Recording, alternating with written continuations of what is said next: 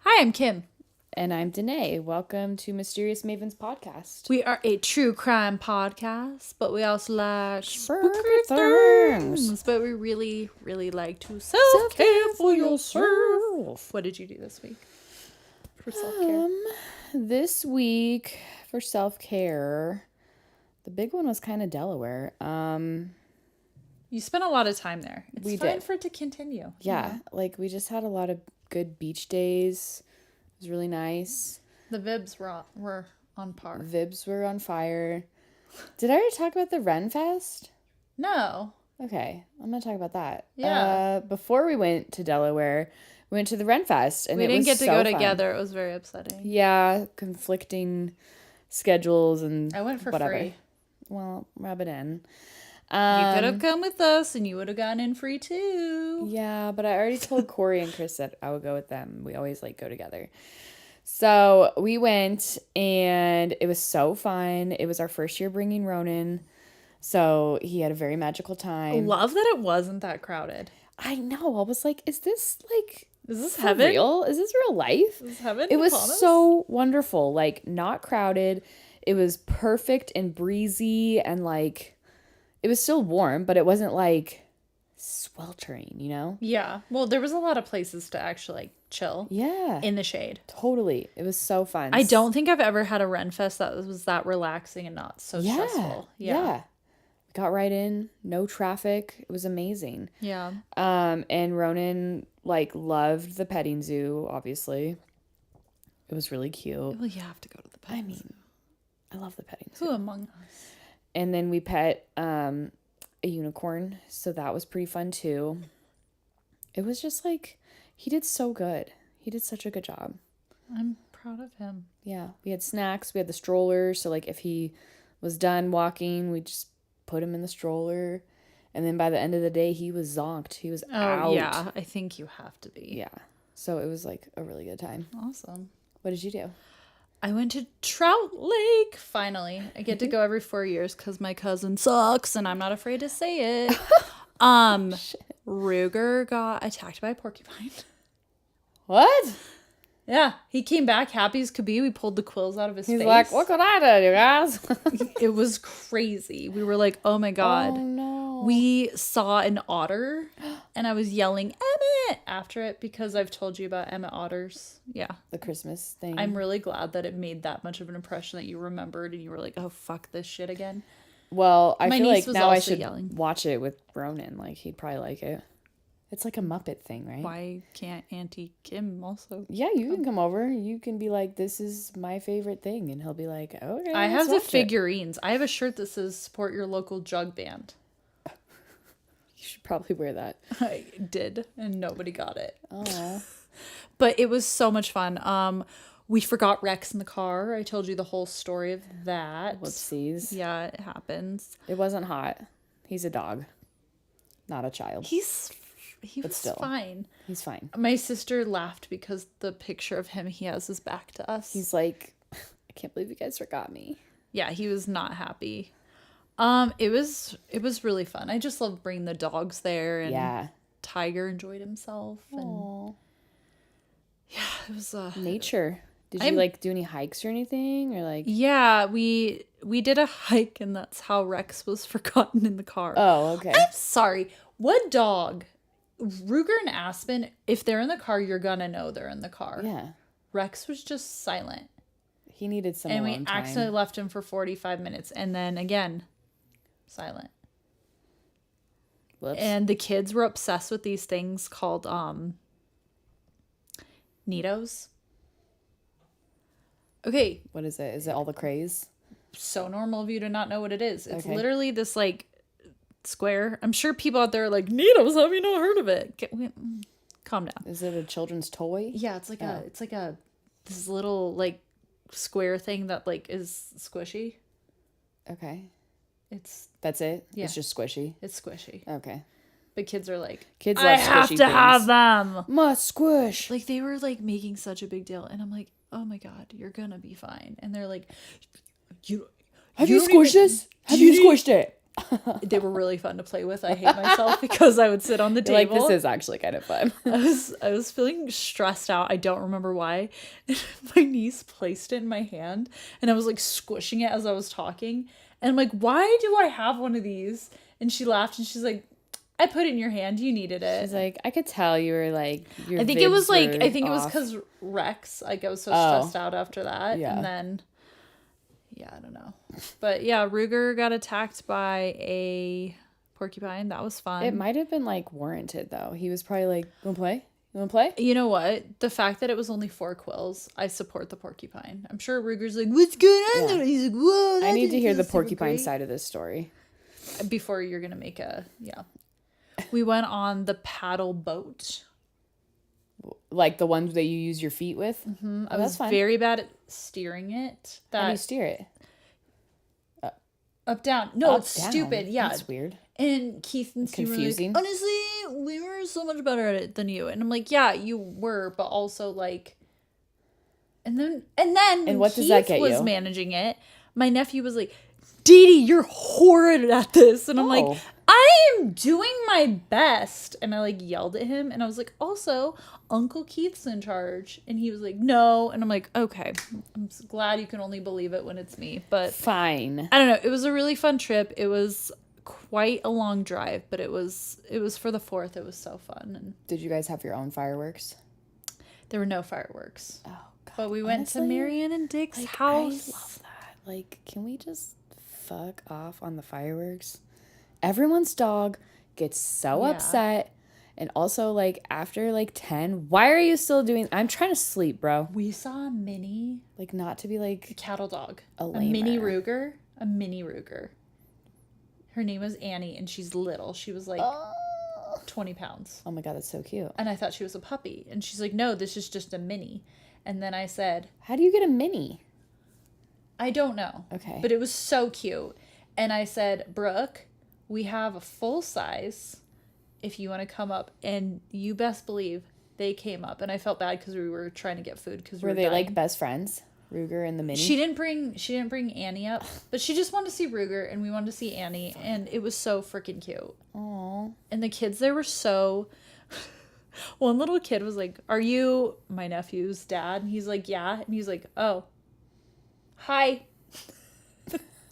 And Steven was like, have something against "Hi." Steven? No, it was really cute. He was just like, "Oh. Hi." And he was like, it was like some of those kids were like the cutest kids I'd ever seen. So That's it was hilarious. fun, but I look forward to the next 4th. It better not be 4 years. I'm not afraid to say it. I hope he listens. I hope you listen. Ya douche. You suck. Ya douche canoe. My sister would be like, don't say that. And I'm like, I'll say it to his I'll face. say it to his face. And I I'll hope slap you him. listen. You suck. Just kidding. We don't You know condone why. violence. Well, the porcupine did violence to Ricker. I don't want to know his. All right. What are you going to tell me about this week? So, I'm telling you a Colorado story. Okay. It's old. Okay. Well, could you imagine? Bye. This gross. is the story of Joe Arridy, a man from Pueblo, Colorado, with an intellectual disability who was coerced into confessing to murder. Joe was sentenced to death row, where he was known as the happiest death row inmate. Okay. 75 years later, he was posthumously pardoned from his crime because he did not commit it. Posthumously. Yeah, 75 years later. So let's get into it because they fucking knew at the time that he didn't do it. Coerced confessions are like sadly really common. Yeah. Okay, so Joe was born April 29th, 1915. He was born in Pueblo, Colorado to Mary and Henry So Arridy. is it Taurus? I believe so. Love a Taurus. Yes. And they were Syrian immigrants.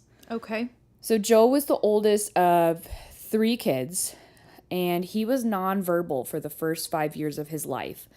He only spoke in short, simple sentences. It was determined that he had an IQ of 46, which means he had a moderate intellectual disability. So average intelligence is like 85 to 115. Okay. Yeah, so he's pretty low on the scale. I mean, you saw Forrest Gump. They're like, this is your son, just like right below average. So after attending kindergarten, the principal advised his parents to keep him at home, basically being like, yeah, he just can't learn, so why try? And at that time, I'm sure they had no programs for that sort of thing. No. In the 20s, 30s, absolutely. It was every child left behind. Yeah. Every single one. And so Joe didn't socialize with any of the other children in his neighborhood. And that arguably, to me, is one of the most important parts of like growing up, is like learning Development, to... Yeah. Yeah, for sure. And if you're not in school and you're not even like given a chance to learn, and you're not around other kids, then yeah, like you're kind of isolating him. Yeah. He would often be seen just wandering around the town. He liked to hammer nails and make mud pies. Sounds like a child that's just trying to do the most. So in 1925, his dad, Henry Arridy, lost his job. And this made for some tough times. So he had to make a really hard decision to try and find like a caretaking place for Joe, because he just couldn't take care of him. Yeah. Money was low. It was like one more mouth to feed. You know. And he probably had to kind of watch him too. To make sure. So he got Joe into a school in October of 1925. Joe was 10 at this point. He was admitted to the State Home and Training School for Mental Defectives in Grand Junction, Colorado. Okay, so that's quite a far away. Yeah. And I'm sure they didn't have a lot of these sorts of places at that time either. No, I'm sure not. Psychologists performed tests on him and concluded that he was totally unable to think abstractly without anything or about anything, and that he couldn't tell the difference between a stone versus an egg, or like wood versus glass. Oh, wow. Some other examples were his inability to count past 5 without assistance. He couldn't tell apart colors or name the weekdays. I think the weekdays is kind of hard. It's like memorizing, and I don't think he didn't have that capacity. No, I'm saying that's one, like, I think that's one I struggled with. And like, because I still have to think, I'm like, what day of the week is it? Monday, you know? I just never know what, I'm like, what is the date and the time? Where am I? I'm like, is it still the same day? Like, that's why I was confused, because I was like, I taught yoga today, but I keep thinking like, I'm like a day off, and I was like, oh, that was yesterday. And I'm like, no, that was this morning. Yeah. Because you came back yesterday, and I was just like, okay, I guess we never record on weekdays, guys, like ever. So it's throwing us off. It is. Okay, so then the psychologists were like, P.S., let's also test your entire family. And so once they tested their entire family, they concluded that his mother, Mary, was probably feeble-minded. Oh, I hate that. What kind of fucking term is that? What does that even mean? Probably feeble-minded. Like, she believes in angels. Like, shut up. What? And his younger brother, George, was considered a high moron. Like, what is this terminology? What is the difference between high moron and moron?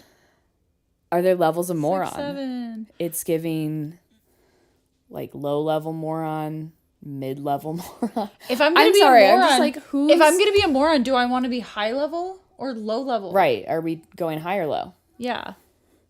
It's like I don't Price know. is Right, but I'm just shitty. like, who's coming up with these terms? Like, now I'm fucking pissed off. It doesn't sound medical. It sounds fucking rude. It sounds It's giving opinion based. Opinion based and like just straight By up an incel who mean. thinks he's smarter than everyone.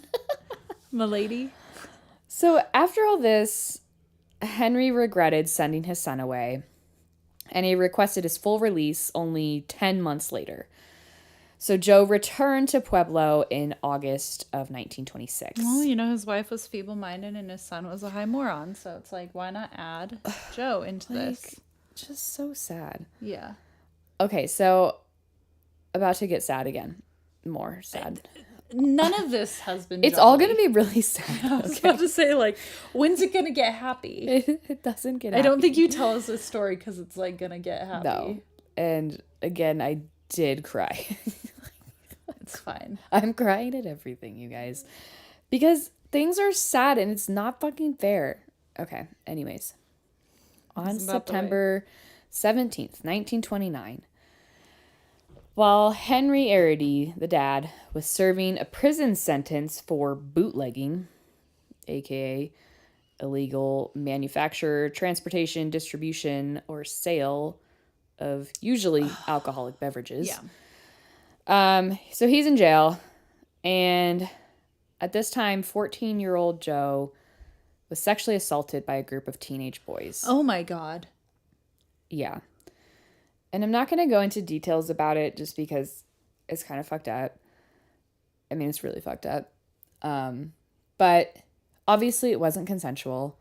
No. And they coerced him into doing it, and they took advantage of him in a really fucked up way. And instead of Joe being viewed as a victim in this event, he was viewed as a moral danger to society. So he was sent back. I am sorry. He was taken advantage of and probably kind of like fucked with him as it would anyone. Sure. And then he was seen as the... Like he was like, they thought he was consenting in it, and therefore like he was problematic and a danger to society. Oh my God. And he already probably doesn't have probably doesn't quite understand.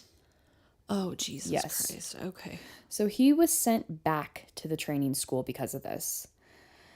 At the school, Joe was given simple chores like mopping floors or washing dishes, and he was often mistreated, beaten, and manipulated by his peers, only ever getting close with one person, and that was Mrs. Bowers.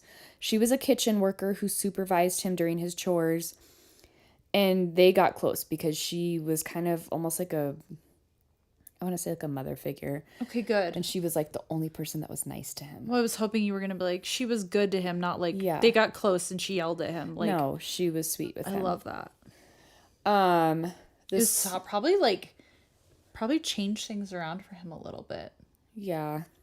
Hopefully. I mean, well, we'll see. Yeah. So the superintendent, Dr. Jefferson, made note of Joe's suggestibility and need for constant guidance, outlining an incident in which Joe falsely took responsibility for stealing cigarettes. So remember this. Yeah. Appeals by Joe's family for him to be discharged were blocked by Dr. Jefferson, who claimed that their son was being kept there for safety reasons. I'm sure he was kept there because they probably didn't pay him. And who knows? I think they really thought he was some kind of menace or something. And it's like, you guys know that his mental capacity and abilities are not there. So to treat him as if he's like a danger is like insane. He'd probably thrive nowadays. Getting help that he needed. Yeah. So on August 8th, 1936, Joe is now 21. Mm-hmm. He and at least 4 other young men from the school left the grounds, and mimicking the behavior of train hopping laborers at some of the nearby rail yards, they hopped on a train and he stowed away in freight carts and traveled through Colorado, Utah, and Wyoming. So 3 of the boys returned to the school. They were like, I should go back, whatever. I don't know why, but they did. And on August 13th, Joe and another patient split from that group at Grand Junction train station and continued on their train rides. They were like, we're not going back. Are you fucking kidding me? But he stayed there. He stayed at the facility. No, he was gone. Okay. So him and this other boy were like, yeah, sorry, we're I not was going like, back. We're going to yeah. keep train riding. So on the Sure you missed evening... Miss Bowers. on the evening of August 14th. So this is where the crime happens. Oh, no. This is August 14th, 1936. Yeah. 2 girls from the Drain family were attacked while sleeping at their home in Pueblo, Colorado. An intruder entered the house through the unlocked front door. 15-year-old, this is so sad, Dorothy Drain was raped and attacked with a hatchet. Oh. She died from her injuries. Her 12-year-old sister, Barbara Drain, was bludgeoned with a bladed weapon believed to be the blunt side of the hatchet. Oh, both are bad. Yeah. Both are bad. Barbara miraculously survived after spending 2 weeks in a coma. Their parents had been out of the house that night, and their younger brother, who was in the room next door, was just sleeping while all this happened. And luckily he was unharmed, but still, like, how horrifying. Probably the fact that he, like, was sleeping and was probably quiet helped him. Yeah, so crazy shit. Yeah. Now, by August 18th, 5 suspects had been detained and a reward of $1,000, which in today's money is like $24,000. Okay. So quite a big chunk of change. Good chunk of change. Yeah. Was issued for the arrest of the perpetrator. As neighbors who saw the perpetrator described him as swarthy, police What does that even mean? like dirty and like... Because I know swarmy. No, swarthy is like, I want to say like sweaty and smelly and dirty. Swarthy, and I think it can also mean like dark colored skin. Yeah. Oh. Dark in color, skin, olive, tan complexion.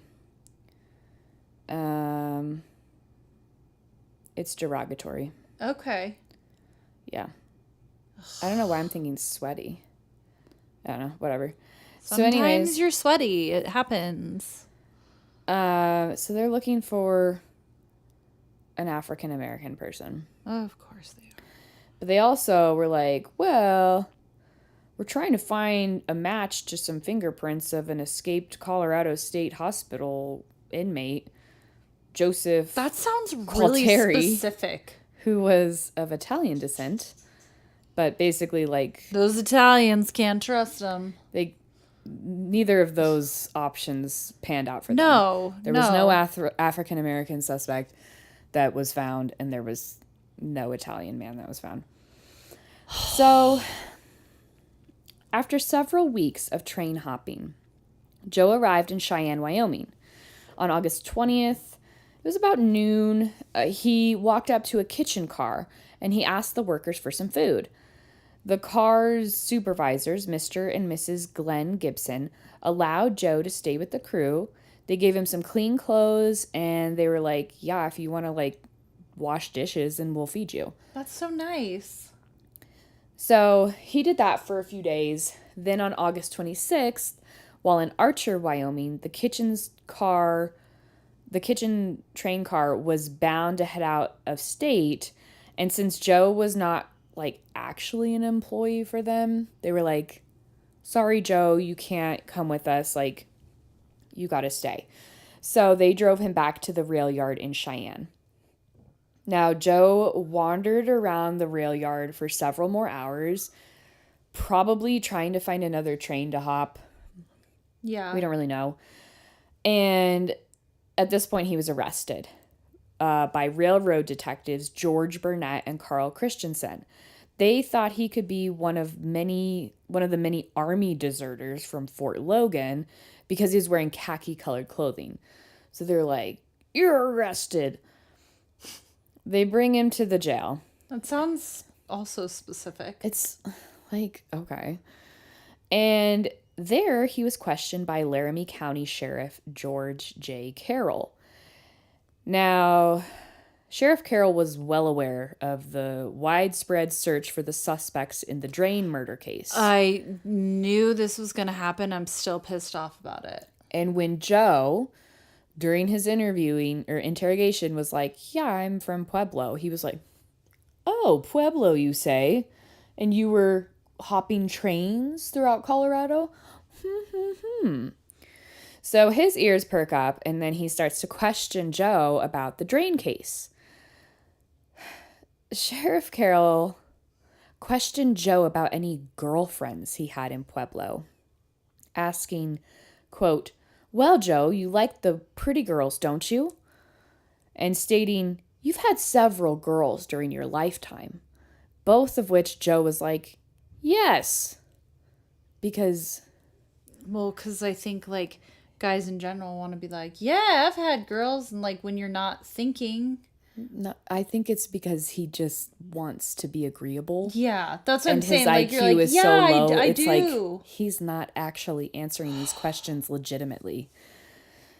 So, which I'm also kind of like, I feel like when you meet someone, you kind of can tell, right? Like, so I'm sure that this sheriff was aware that Joe wasn't functioning at a level that perhaps a normal person would Of be. course. You know what I mean? Yeah. Like, yeah. Yeah. it's fairly obvious. Yeah. So, And like you said, the agreeable, like how I feel like I'm more agreeable to people I just met. I'm just like, I'm not going to, sure. Yeah. you know, Not even gonna rock the boat, you know? Yeah, not yet. But also like the superintendent said, like Joe needed to be like constantly monitored. He needed to be like he just wasn't the sheriff, I feel like, knew that he was taking advantage of this situation, in my opinion. Well, So everything you've told me just being like, you like girls, right? And he's yeah, like, yeah, hell yeah. hell So yeah, I like obviously girls, you like, did what? it. Yeah. Yeah, so so then he continues questioning. He's like, oh, if you like to go around with the girls so much, why do you hurt them? To which Joe allegedly responded, well, I didn't mean to. Like, he doesn't even know what he's talking like a about. child. Like, He's like, oh, I hurt them? oh, I didn't mean I to. didn't. Oops. Yeah. So then Sheriff Carroll claimed that Joe fully confessed to the murder of the two little girls in Pueblo and that he had done it just for meanness. Like, these answers are ridiculous. That's like, not even a thing for meanness. that's something a child would say. Yeah.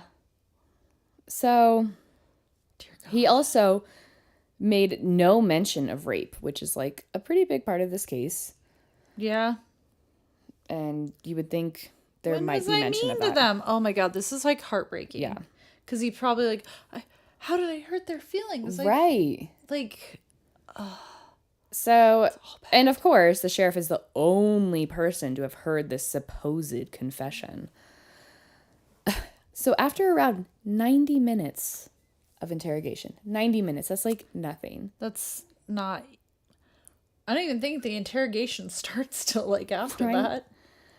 So after this 90 minutes, Sheriff Carroll contacted the Pueblo police and he's like, hey, you guys, I got your guy. To which Chief J. Arthur Grady is like, hey, actually, we already have a man in custody and he's considered to be the prime suspect. And that suspect, Frank Aguilar, had worked for the father of the Drain girls and was fired shortly before the attack. Wow, that makes so much more sense. Yeah. Frank Aguilar also reportedly was in possession of an axe head similar to what police believe to be the murder weapon. The axe head displayed notches that matched the wounds suffered by Dorothy Drain. Don't piss me off. You're about to piss me off. I'm about to piss you off You're so about hard. to piss me off. When Sheriff Carroll told Joe about Frank Aguilar's arrest, like he's like, hey, Joe, guess what? Frank Aguilar did it. Joe responded with, responded that he was with a man named Frank at the Drain House. Frank Aguilar was also, he had already just confessed. Like, Was one they of the had train him. hoppers named Frank? No. I don't know. Maybe. And maybe but, he forgot the guy's name and he's like, yeah, Frank, that works. Right. Like, he's just agreeing with everything Oh my you God, say. I hate this so much. So, Frank Aguilar, who had already confessed to the rape and murder of Dorothy Drain and Why the are assault... you making me so mad right now? Why are you doing this? The assault of Barbara Drain, he told the police he had never seen, met, or heard of Joe Arridy. I feel like they already had this figured out. They've got it figured out. Did they have a crush on Frank? Were they trying to get Frank out? Barbara Drain recognized Frank Aguilar as someone who worked with her father and identified him as her attacker. Oh my God. Like, why are you involving Joe at all? Why are you wasting your time? This is a waste of fucking time. We got him. Why is Joe here? In 75 years? Okay, I'm sorry. I'm getting ahead. Okay. So Joe allegedly confessed again to the murder after he was transferred to Pueblo. Shit. But he made several factual errors when recounting the details to officers. Duh, because he wasn't fucking there.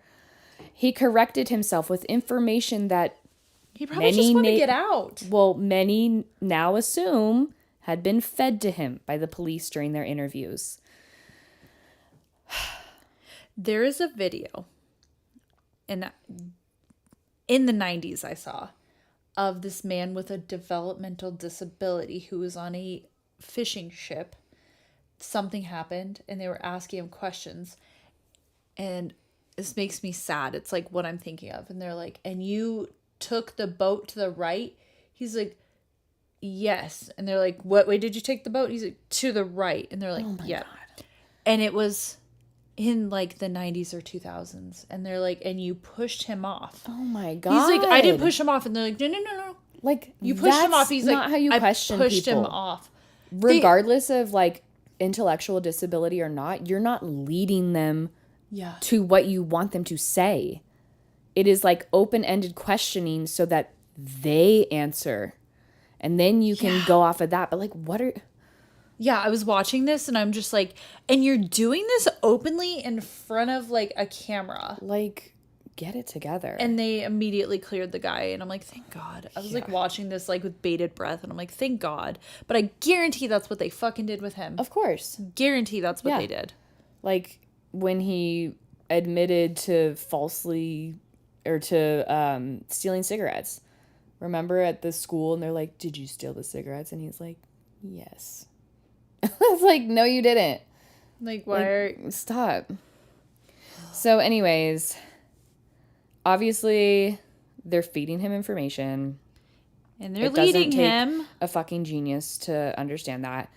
Later, the investigation proved that Joe hadn't even been in Pueblo when the crimes at the Drain home occurred. But that doesn't matter. A fellow runaway from the school, Ben Harvey, would later tell investigators that he and Joe had passed through Pueblo only once in the late hours of August 16th, which was 2 days after the Drain sisters' attack. How? So, like, he's not even there in the same town when this is happening.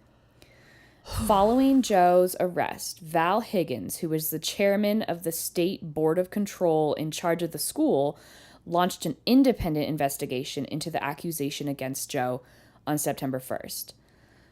Although the investigation's findings were inconclusive, Higgins remained convinced of Joe's innocence and supported him as late as 1937.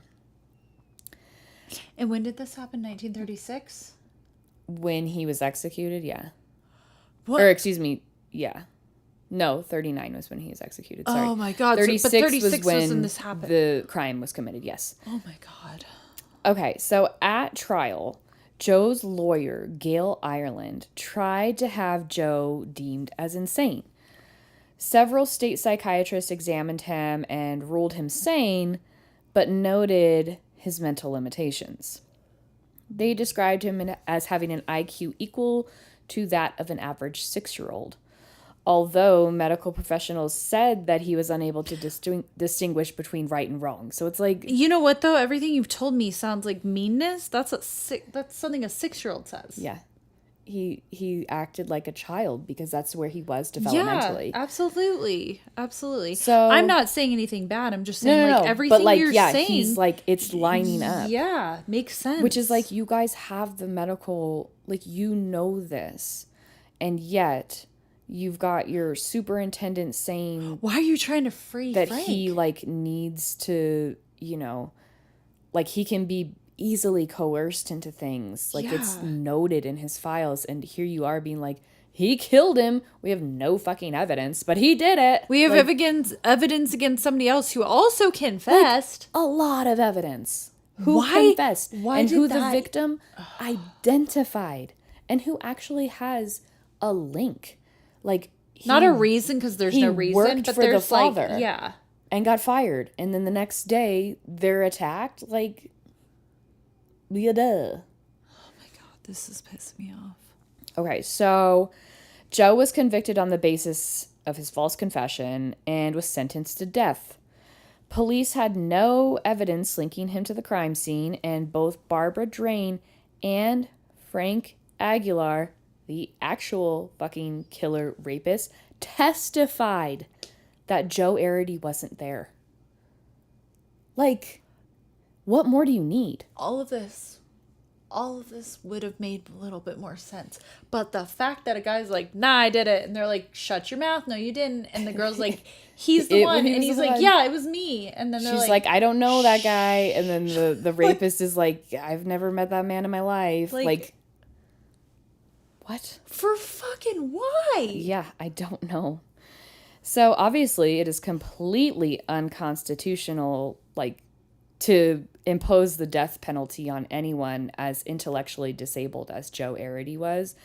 Like, even if he had done it, like, that's just, no. It's a hard no. So Joe appealed the case and eventually made it all the way to the Colorado Supreme Court. His lawyer argued passionately on his behalf. Wouldn't you? Yeah, saying... Wouldn't you? I'd be like, all right, this is ridiculous. Ridiculous. So she said, quote, "Believe me when I say that if he is gassed, it will take a long time for the state of Colorado to live down the disgrace." Love that quote. Unfortunately, she was unable to convince the Supreme Court to overturn the death sentence. According to the then warden of the Colorado Territorial Correctional Facility in Canyon City, Roy Best. He's not the best. Joe Arridy was, quote, the happiest prisoner on death row. Because he had no idea. No. He was docile and a well-liked prisoner. He spent 18 months on death row, always smiling and always playing with a toy train. Oh. This is going to break your heart. He requested just ice cream for his final 3 meals and stepped into the gas chamber still grinning like a little boy. He had no idea. He had no idea. The St. Petersburg Times reported in January 1939 that Joe was bewildered when anyone spoke of his impending execution, while the Reading Eagle reported later the same week that he had told the warden that Joe won't die shortly before his execution. Joe Arridy reportedly smiled as he was escorted to the gas chamber and was calmed during a brief moment of anxiety when Warden Roy Best held his hand. Joe was only 23 years old when he was executed on January 6, 1939, after Governor Teller Ammons refused to grant him clemency. Frank Aguilar was also convicted of rape and murder, but he was executed 2 years earlier on August 17th, 1937. Jesus Christ, what? So it's like, you got the guy, you executed him. Why are you still proceeding to kill this innocent man. Because they didn't want to deal with it. Yeah. It's so fucked up. It's so fucked up. Okay, here's... God, what a horrible... A little bit of happy... A little bit too late. Oh my God. A tombstone was commissioned in 2007 for Joe Arridy by his supporters and Governor Bill Ritter. 2007? Governor Bill Ritter pardoned Arridy in 2011. Quote, granting a posthumous pardon is an extraordinary remedy, but the tragic conviction of Mr. Arridy and his subsequent execution on January 6, 1939 merit such relief based on the great likelihood that Mr. Arridy was, in fact, innocent of the crime for which he was executed, and his severe mental disability at the time of his trial and execution. Pardoning Mr. Arridy cannot undo this tragic event in Colorado history. It is in the interests of justice and simple decency, however, to restore his good name. Wow, so that was one good governor. Fortunately, not during that time. So God, that's the heartbreaking. Heartbreaking story of a man who was wrongly convicted and executed for literally no reason. Like, despite all the evidence that was for someone else. I feel like we do a lot of things wrong, but nowadays, nothing like this would happen. As much. Because I think there would be... Because you got to look at the court of public opinion. As much as people say it doesn't mean anything, it does. And I think if it was this exact situation in this time now, absolutely not. Yeah. There would be like a lot of checks and balances. But I think there's certainly a lot of injustices in the justice system. Yeah. But yeah, so I'll post pictures of him. He just he looks like this sweet baby angel. It just made me so sad. The train got me. The train and the ice cream, and he's just grinning, and I'm just picturing a moment of him being like, "Oh, what's happening?" Like he's scared, and then the warden being like, "It's okay," and then it's just so sad. Like none of that needed to happen. My thing was they just probably didn't want to deal with him. Yeah, it's awful.